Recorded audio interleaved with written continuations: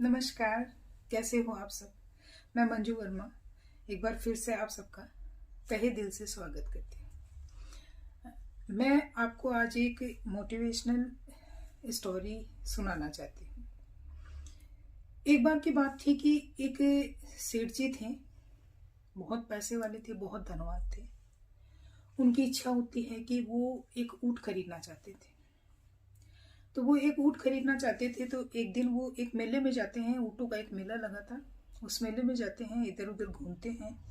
घूमते घूमते अचानक उनकी एक ऊँट पे नज़र पड़ती है और उन्हें वो ऊँट पसंद आ जाता है। जब वो ऊँट पसंद आ जाता है तो वो उस ऊँट के जो मालिक थे उनके पास जाते हैं और उनसे पूछते हैं कि आपका ऊँट मुझे बहुत पसंद आ गया है, क्या मैं इसे खरीद सकता हूँ। उन्होंने कहा, जी बिल्कुल खरीद सकते हो, मैं तो वैसे भी ऊँट बेचने ही आया हूँ। वह उस ऊँट को खरीद लेते हैं और खरीद कर अपने घर आ जाते हैं। जब वो अपने घर आते हैं तो उनका नौकर जो है वो नए ऊँट को देखकर वो बड़ा प्रसन्न होता है और वो उस ऊँट के पास जाता है।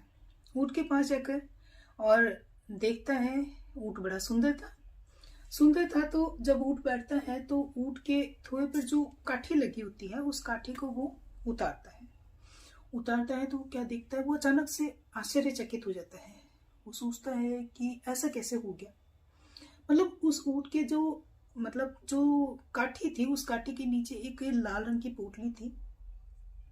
पोटली के अंदर चमचमाते बहुत ही कीमती हीरे थे। हीरो को देखकर वो बड़ा खुश भी होता है और आश्चर्यचकित भी होता है। वो दौड़ा दौड़ा अपने मालिक के पास जाता है और कहता है कि सेठ जी आप तो केवल ऊँट ही नहीं खरीद के लाए हैं, आप तो ऊँट के साथ साथ बहुत ही कीमती हीरे भी लेकर आए हैं। वो उन्हें देखकर जो मालिक था, जो सेठ जी थे, वो भी आश्चर्यचकित होते हैं और वो सोचते हैं कि इन हीरों पर मेरा कोई अधिकार नहीं है, मैंने केवल ऊँट खरीदा है, मुझे ऊँट पसंद आया था। वो वापस उसी मेले में जाते हैं उन हीरो को वापस लौटाने के लिए। वो उन हीरो को वापस लौटाने जाते हैं तो उनका जो नौकर है वो सोचता है कि सेठ जी पागल हो गए हैं, सेठ जी का दिमाग खराब है।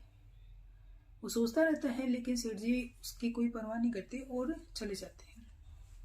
जब वो जाते हैं तो वो उस मेले में चारों तरफ देखते हैं उन्हें कि कहीं वो जो ऊँट का जो मालिक था वो नजर आ जाए।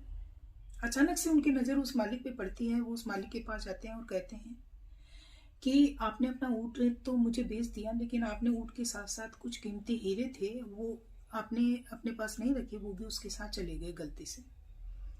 तो जो ऊँट का मालिक था वो ये बात सुनकर बड़ा ही खुश भी होता है और सोचता है कि ये आदमी तो बड़ा ईमानदार है। उसे कहते हैं कि आप तो बड़े ईमानदार हैं। तो वो अपना वो जो वो हीरे जो थे उन हीरो को वो ले लेता है। वो लेकर कहता है कि मैं आपकी ईमानदारी से बहुत प्रसन्न हुआ हूँ, मैं ये चाहता हूँ कि इन हीरो में से आप 2 हीरे रख लीजिए या 1 हीरा ले लीजिए। तो वो कहता है कि नहीं, मुझे हीरा नहीं चाहिए, मुझे हीरे की क्या ज़रूरत है। तो कहते हैं नहीं नहीं, 1 हीरा तो आप ले ही लीजिए। वो बहुत विनती करता है, बहुत कहता है कि मैं आपकी ईमानदारी से बहुत खुश हुआ हूँ, प्लीज़ आप मेरे कहने से 1 हीरा ले लीजिए। वो कहते हैं कि फिर वो जो सेठ जी थे वो कहते हैं कि मैंने तो पहले ही 2 हीरे इनमें से ले लिए। तो ये बात सुन के जो ऊँट का मालिक था, जिसने ऊँट बेचा था, उसको बड़ा क्रोध आता है। वो सोचता है कि मैंने तो इसे इतना ईमानदार समझा था और ये इसने तो पहले से ही 2 हीरे निकाल लिए। उसको बहुत गुस्सा आता है एक बार तो, लेकिन फिर वो अपने क्रोध पर संयम रखते हुए, कंट्रोल करते हुए अपने हीरो को गिनता है। जब वो अपने हीरो को गिनता है तो हीरे तो पूरे थे।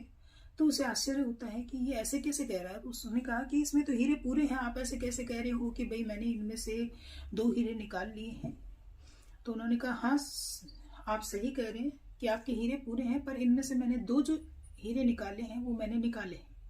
तो बोले वो कैसे निकाले, मेरे हीरे तो पूरे हैं। तो कहा कि मैंने 1 हीरा तो निकालना है ईमानदारी का और 1 हीरा मैंने निकाला आत्मसम्मान का।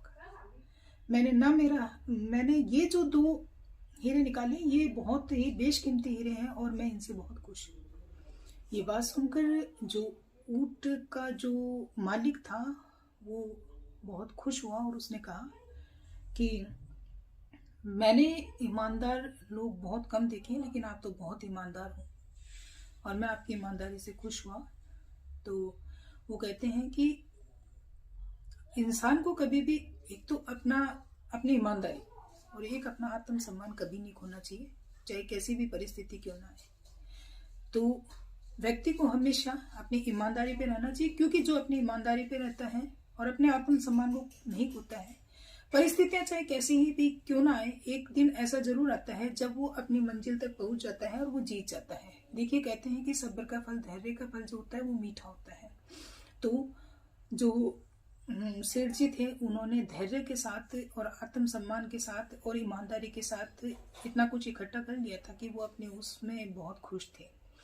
तो मैं ये कहती हूँ कि आप भी सब ईमानदार बनिए और अपने आत्मसम्मान को मत खोइए, चाहे परिस्थितियां कैसी भी क्यों ना हो।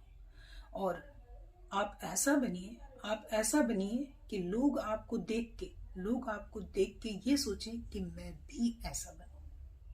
तो मैं उम्मीद करती हूँ कि आपको मेरी कहानी अच्छी लगी होगी। यदि अच्छी लगी तो आप मेरे चैनल को लाइक कीजिए, सब्सक्राइब कीजिए और मुझे ज़्यादा से ज़्यादा सपोर्ट कीजिए। धन्यवाद।